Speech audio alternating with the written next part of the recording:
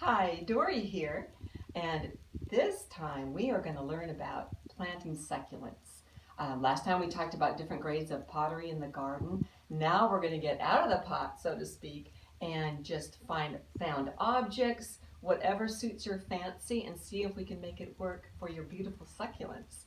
So some succulents work inside better than others. There are different grades. You've heard of sedums. Usually they're a small leaf thing like this. In East Texas, we can leave sedums and stone crops outside through the winter. It's fine. Ones like this, you've got to bring inside. The echevera, you have to bring inside or they're going to freeze. Aloe vera, mix those in with your succulents. So now that we know about some of the different kinds, I'm going to show you what we do to put them together in a pot. So my daughter loves cats, so I found this little cat planter. No hole in it, but what I've learned is that you can put landscape charcoal in the bottom. And that's like something that they use in aquariums or with orchids.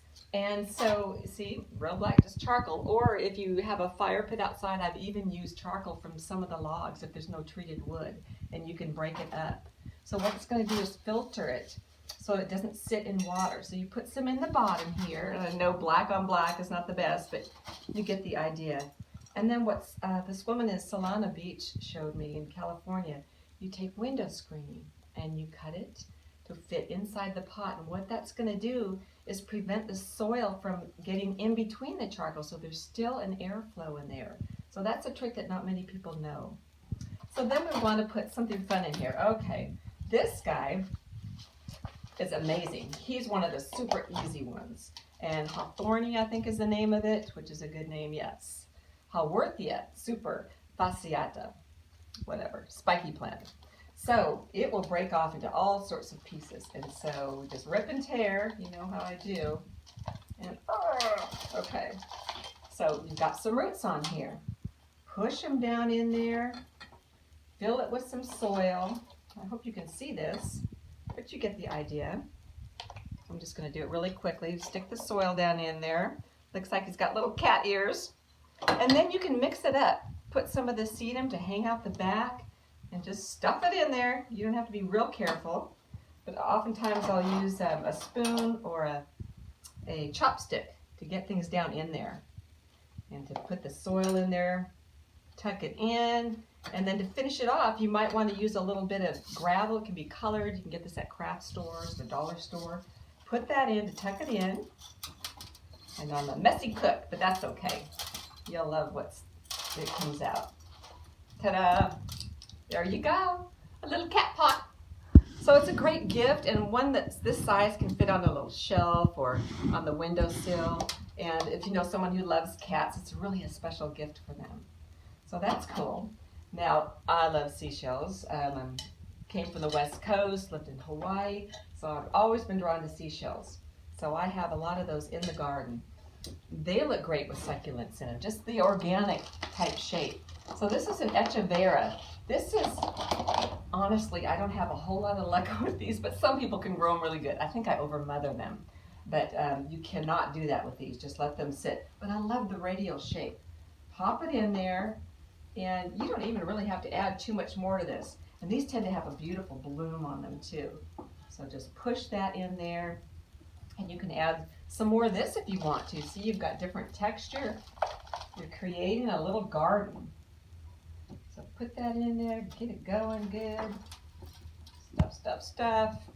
Maybe a little bit more of the sedum. Usually if you do like 3 different kinds of different textures, you're going to get a nice look. See, that looks a little wimpy there. Let's add some more. See how easy that is? It's just, you've got a whole new plant there.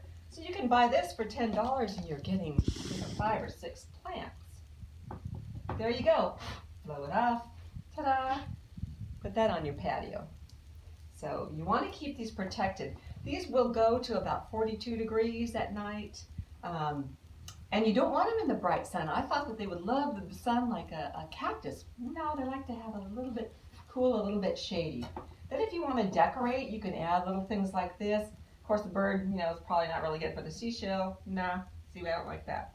But you could add a little seashell sticking in there if you wanted to kind of make it tell a story. See? see, what else do we have? We have hypertufa pots are excellent. They're made out of concrete and a mixture of peat moss and vermiculite, so they're lighter than concrete. Real rustic look. So this is a very fun one. It looks like, it's called Little Toady. And it looks kind of like a snake or something, but again, you get these ones, see, it's Gasteria little warty, that's what it is. I always think of a toad because toads are warty. So break him off, stick him in there. When they have a hole in it, you don't have to do the whole charcoal thing. This has a hole in it, so I didn't have to do that. So we put him in there, and he will just get bigger and bigger and bigger, so I'm going to leave a little bit of room for him.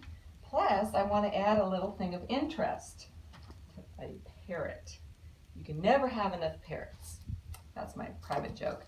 But isn't that like cute? Like he's sitting right under a little tree, and you kind of need to tuck him in a bit. So get some of your white stone, wherever that went. Or here, you can use things like this.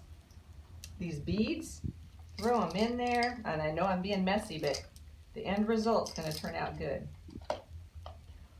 Blow it off again, and what do you have? It tells a story. Little parrot in the little warty tree.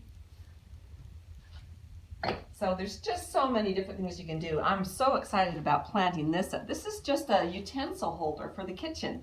But if you put your charcoal in there and the soil, I mean, that's going to be beautiful, having 4 different kinds coming out. Kind of like a strawberry pot, but with an urban twist. This is a cute thing. This is actually made for succulents. It's got a hole in it. But this would be great in a child's room, you know, just to get their imagination going. Then some old lady stuff. I love this old lady, old-fashioned stuff. This looks really pretty for sedum. You can see this one here has a similar shape, and this has been growing all summer. And isn't that lovely? Just, you put that on a shelf, just let it drape down, and this goes outside. You can also plant inside of a seashell. That's a neat thing to do. So don't get me started. There's so many different things that you could use. A teapot. This thing would be great on a shelf. This fabric pot. So anyways, I guess that's enough for today, but I hope you got some great ideas. And Michelle, do you have any questions? I don't know. I was actually kind of wondering, how do you tell the difference between the ones that can handle being outside and the ones that can't? Well, typically if it says an echevera or just like general succulent, you want to be careful. If it's a sedum or a stone crop, usually it's the smaller leaf. Those are the ones that can hang out. But ask your local garden center. That's a great like idea. Dory's Gardens. And you can always text me or look at Facebook and get my number on there, or send me a message. And also subscribe to the YouTube channel, and we'll just stay connected. Thanks so much, and I'll see you next time.